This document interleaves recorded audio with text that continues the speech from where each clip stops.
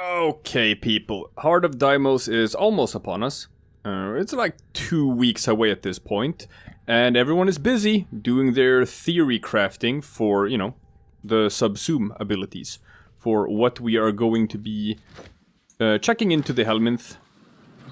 This guy over here, just give him some Warframes, and subsuming abilities, and starting to customize our Warframes. And as we do that, you know, over time, what's going to evolve will be, you know, a meta. Of just, as people start figuring out the sort of optimal picks for every Warframe and what you're supposed to be subsuming.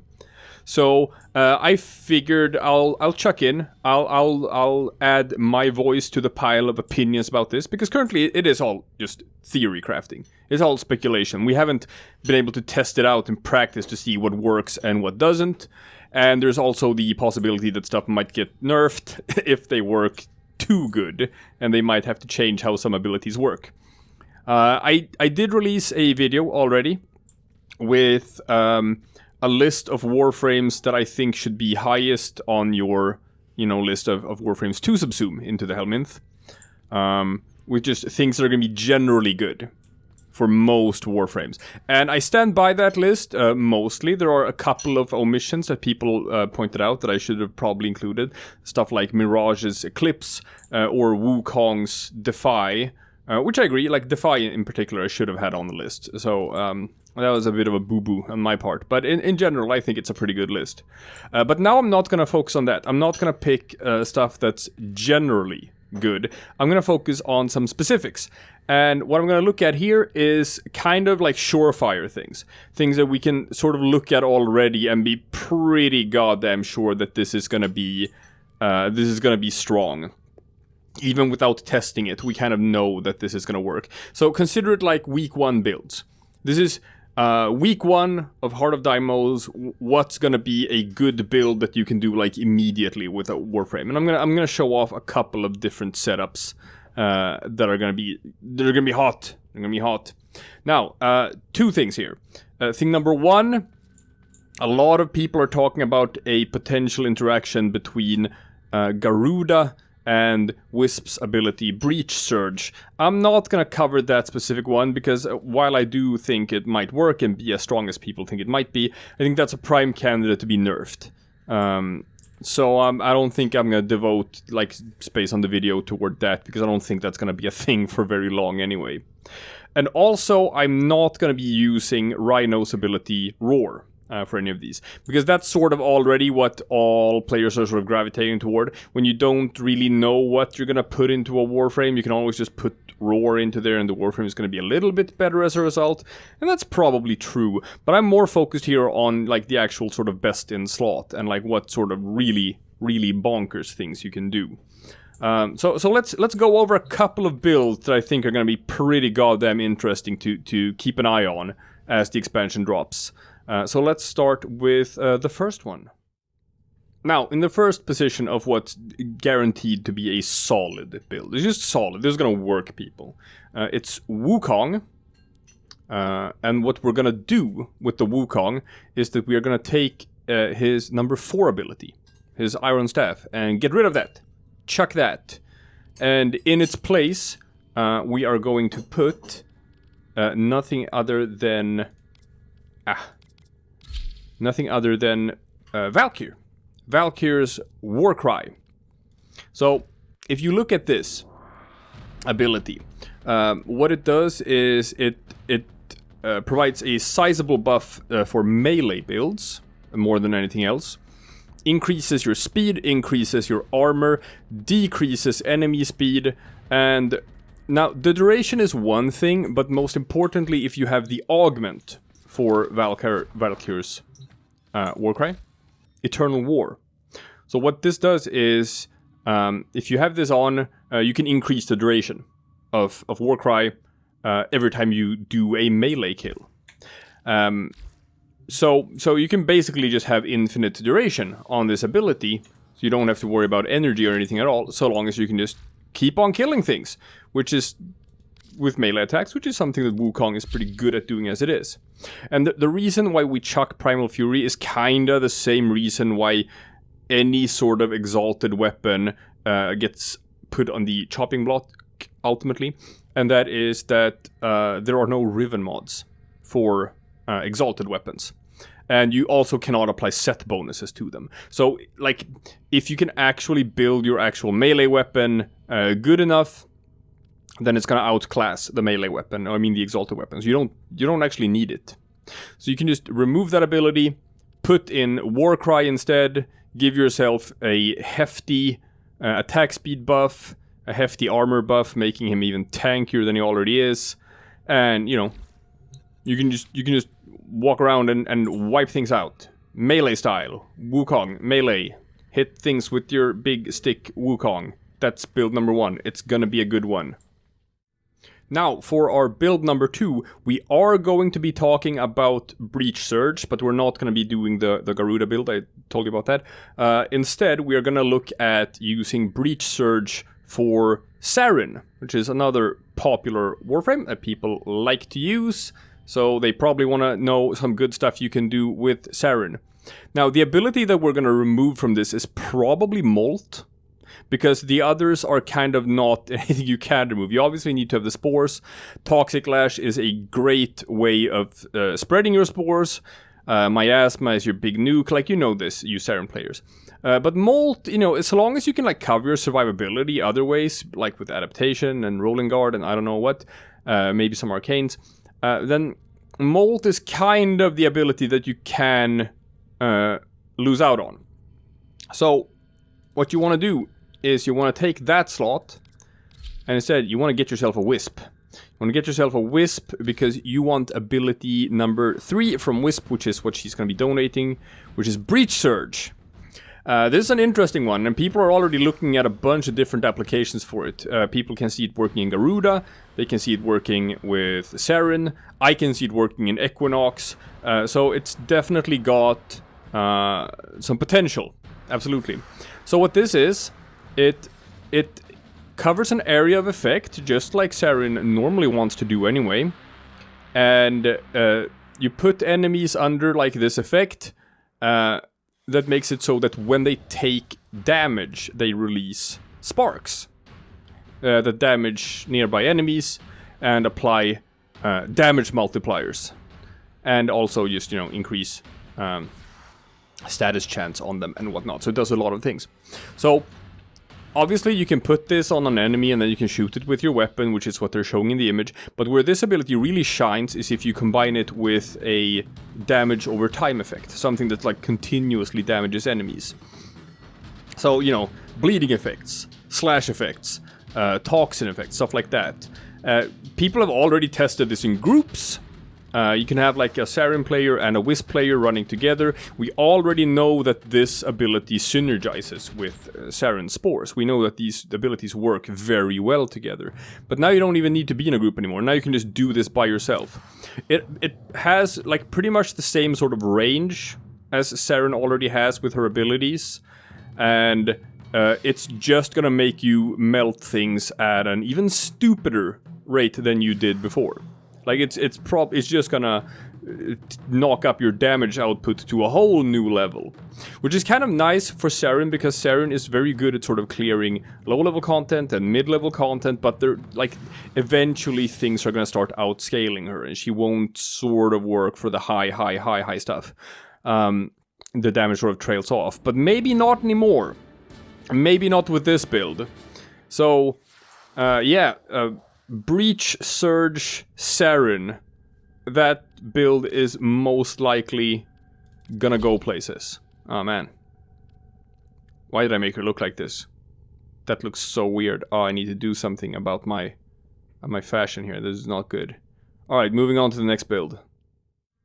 Up next we have, we're gonna go Nordic style here. We have the Thor, goddess of lightning, big old Valkyrie Hildryn. Oh yeah, she's gonna be even more goddess now than she already was.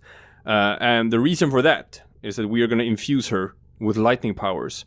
So what we're gonna do here is, like, I don't have enough playtesting in the bank to know what's correct to remove, if it's like the Balefire or the Aegis Storm.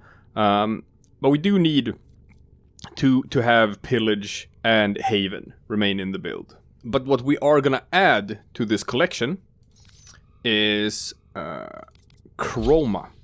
We're gonna take his Elemental Ward, and like it says depending on what the elemental alignment is, that is like your energy color, will set whether you will have the heat, cold, electricity, or toxin procs on it. It has different effects. And when you have the lightning effect, what this thing does is that it increases your base shields by up to 100%, and it also does a damage reflect on enemies that delivers, you know, a lightning proc, which is like a stun and a crowd control effect. So if you put that on, say, for example, a Hildryn, and you look at her ability set like it already is. Like, you're already spamming Pillage when you're playing Hildryn. And if you have the augment for her Pillage, which is the Blazing Pillage that you can get from, among other things, Cephalon Suda. Let's see. I hope these interest you. Yeah. Then you can see that when you pillage enemies, if they are affected by Haven, when you pillage them, they will set ablaze and take heat damage, and you get more shields back as well, so that's great. So you gotta synergize between your number 2 and your number 3 abilities. So yeah, Haven, you create a shield aura around allies. Enemies that approach will take damage. So that's radiation damage. So just by getting close to you, they take radiation damage, and then you hit Pillage, and then they take fire damage as well. And then from the Elemental Ward, just by standing close to you, they take lightning damage as well. So they're going to be hit by 3 different sort of status effects at the same time, just by standing close to you and just by you spamming these 2 abilities. So that combined with like adding just sort of viral on your melee weapon makes for a pretty good sort of melee condition overload build, because you're going to be hitting enemies with so many different status effects at the same time, combined with having twice as many shields as you already had. Your Pillage is going to be stripping armor and stripping shields off enemies. Then you're going to proc a bunch of different status effects on them, and you're just going to be melting enemies left and right. This is going to become a melee powerhouse. It already is, but it's going to become even more of a melee powerhouse. So yeah, Lightning Goddess Hildryn. That's a build. Here's another, pretty talked about build at this point, and I'm gonna talk about it as well, because why not? Like, this is gonna be strong. This is gonna be strong. It's stupid not to talk about it, because this is gonna be a lot of people sort of day 1 or week 1 stuff of Heart of Deimos. And that is Protea. As we all know, she has the time jumping abilities of being able to move back in time that no one really actually uses, because this ability doesn't really synergize a whole lot with the rest of her skill set, and people haven't been able to find a whole lot of practical use for it. So that's the obvious candidate of just an ability that you can replace, just chuck for something else, which is what we're gonna do, and what we're gonna put in its place. And this is gonna be very, very strong, is we're gonna go to good old Nidus, who's giving up his Larva. And what he's gonna do is group enemies. That's what it does. It just creates a blob that shoots tentacles in every direction and pulls in enemies and groups all the enemies together. Straight up. That's all it does. And why this is so good... Oh, alright, that's my Protea.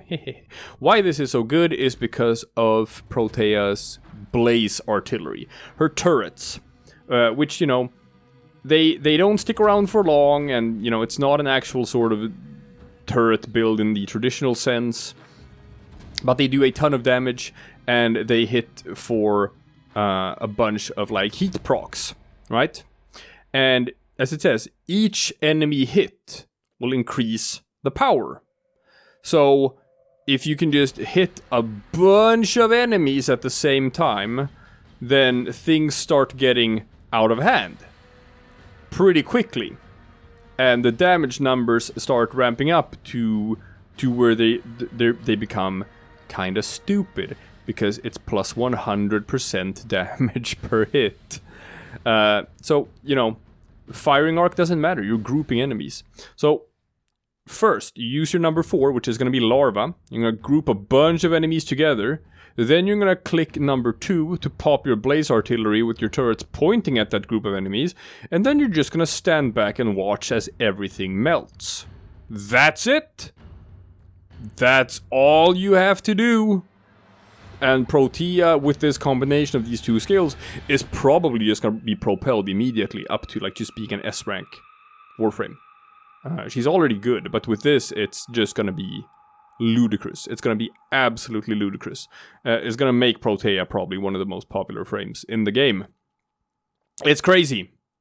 That's it. That's all you need to know. Larva and Blaze Artillery. Put those two together, and you're going to go places. And finally, a bit of a kind of specific build, but it doesn't have to be. It can probably be used for a lot of stuff, but in specifics, I'm thinking about doing Profit Taker runs, right? And normally, the meta right now for doing Profit Taker is to use a Chroma with his Vex armor. The actual world record holder for doing Profit Taker runs, he actually used a Mirage to take the world record. But in so doing, he also acknowledged that Mirage is lacking extremely when it comes to tankiness. Like, he died and just couldn't even complete the boss fight in like 90% of the runs. But when he got lucky and sort of survived, her damage output is actually better than Chroma's for Profit Taker. Specifically because of Eclipse, which increases her damage by a stupid amount, and you know, it's always daylight out in the Orb Vallis, so she has to stand in light for this to be damage increase. If she stands in the darkness, it's damage reduction. Mirage has a really, really good damage output. She has her Hall of Mirrors, she gets copies, they also shoot. You can augment that to make them do more damage. She has Eclipse, which makes even more damage. But the problem is Eclipse can't provide more damage and protection at the same time, and it's sort of wonky which one you're gonna get. So she doesn't have a whole lot of survivability tools. But that all changes now.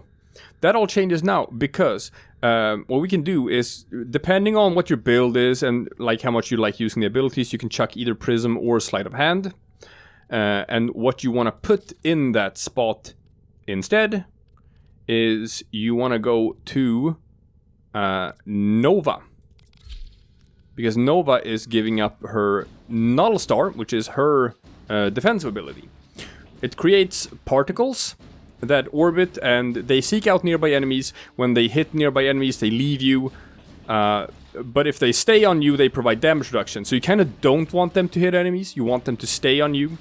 And the way you do that is you have to build for negative range. You have to build for a Warframe that has as little range as possible. And for them to...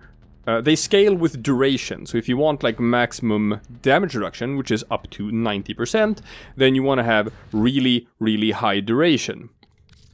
So when looking at the frames that can take advantage of this, hey, guess which frame builds for really high duration, really high strength, and negative range as it is? Why, that's Mirage. That's Mirage. That's exactly how you already build a Mirage. So, Nova's Null Star just fits perfectly in a Mirage build. You don't have to change a whole lot about how the build already works. And this gives her the survivability and the tankiness that she has never had before, because what this represents is just 90% damage reduction, which is great! It's absolutely great. And with this, like, I predict she might become the new go-to Warframe for doing Profit Taker runs in the future. But beyond that, she's just going to be viable for so many things that she's not viable for today just because she can't survive. Because guess what? Now she can. So yeah, Null Star Mirage. Null Star Mirage is going to be very strong. It's going to be very strong. She can take a hit and she can dish it right back. Just watch. She's going to be good. It's gonna be a good Warframe, people. It's already a good Warframe, but it's gonna be real good. And that's it for this video. Keep in mind though, people, that like this is nowhere near like a definitive list. People are gonna be theory crafting and tinkering and trying out different stuff and figuring out the meta as we go along. They're gonna introduce new Warframes in the future that are just gonna put everything on its head again, probably. There's gonna be nerfs, there's gonna be tweaks. There's a bunch of different builds. So just view this as an example of a couple of builds that are most likely going to become very viable. Is not I have no pretense of this being some sort of definitive list. You can go so many different places with all of these. I just want to give you people some guidance for some things that can be really cool to try out, and maybe opening up new playstyles for you that you didn't even know that you were super into, but now you're gonna try it, and now you're gonna be like, holy shit, this is super fun. I'm gonna do this from now on. So if you have any of your examples that you have thought of for really cool sort of Warframe and ability combinations, let me know in the comment section. I'm gonna be eager to try out as many things as possible once this system hits. I'm gonna be subsuming every goddamn Warframe in the entire game. The assembly line is already forming, people. I'm just gonna chuck everything in there as soon as Deimos hits. So I'm gonna try everything out. So, yeah, give me your best builds. Give me your best builds, best ideas. And we're gonna explore all of this together. It's gonna be super fun, people. I'm excited about this. I hope you're excited too. Let's do this together.